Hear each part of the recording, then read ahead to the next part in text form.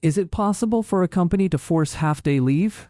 BTS comeback sparks backlash as offices near Gwanghwamun allegedly mandate half-day offs. BTS is set to hold a comeback showcase concert titled BTS The Comeback Live, airing on Friday, March 21, 2026 at Gwanghwamun Square at 8 p.m. KST. Ahead of BTS's comeback concert, complaints have emerged from employees working near Gwanghwamun in Seoul regarding sudden leave mandates. As per a report from Yonhap News on March 18th, reports shared on the day by the civic group Workplace Bullying 119 indicate that several companies allegedly have instructed workers to take half-day leave on Friday afternoons or refrain from coming to work on Saturdays. The organization stated that it has been receiving multiple reports from employees affected by similar instructions in offices located near Gwanghwamun. In several instances, the leave is not optional and is deducted from the employees' existing annual leave balance, which has led to dissatisfaction among workers. One employee raised concerns to Yonhap News,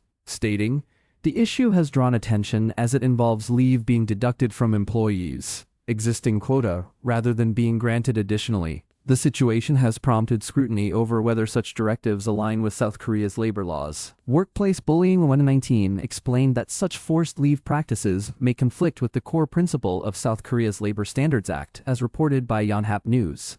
According to its interpretation, the law establishes that the timing of annual leave should be determined by the worker. Mandating collective leave on specific dates due to company-related circumstances does not align with the intent of the law and carries a significant risk of being considered a violation. Even in workplaces with fewer than 5 employees, where some annual leave provisions may not fully apply, the situation is not exempt from scrutiny, Yonhap News writes. If a company has clearly defined annual leave policies in its rules of employment or employment contracts, those rules must still be followed. Forcing employees to take leave outside those agreed terms may still constitute a breach, and affected workers have the option to file a complaint with the relevant labor office. If authorities determine that the Labor Standards Act has been violated, employers may face penalties of up to 2 years of imprisonment or fines of up to 10 million won. In cases where employees scheduled to work on Saturdays are told not to come in, the situation may not legally qualify as voluntary leave. Instead, it could be considered a suspension of work not caused by the employee.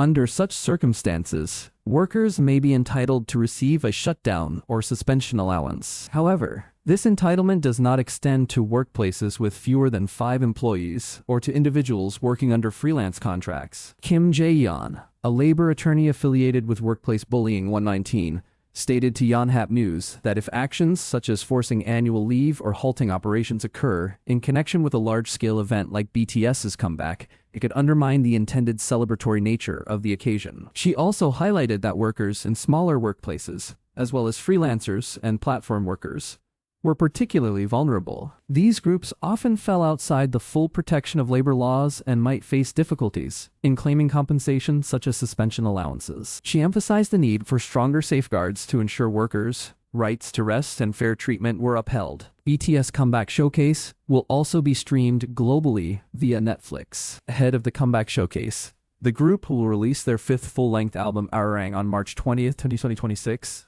at 1 p.m. KST. Quick links.